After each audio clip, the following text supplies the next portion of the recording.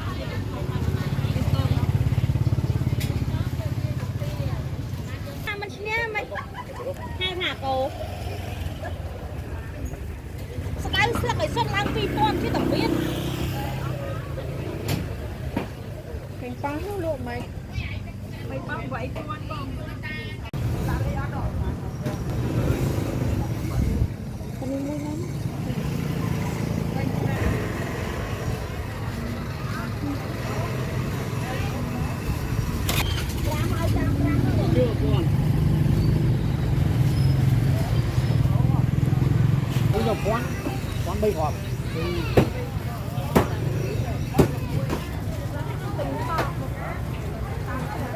Ta bán đi.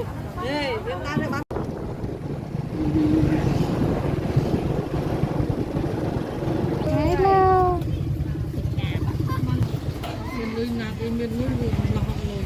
Là miền ve thì Là pip.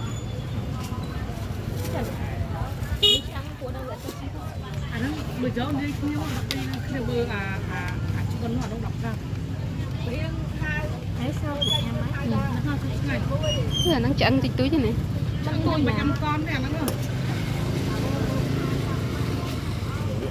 Cái này. Chiên cái này. Chiên nó có lẩu rồi.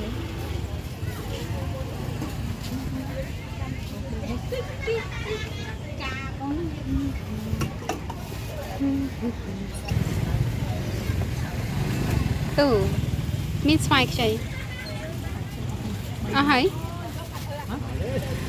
miếng xoài cái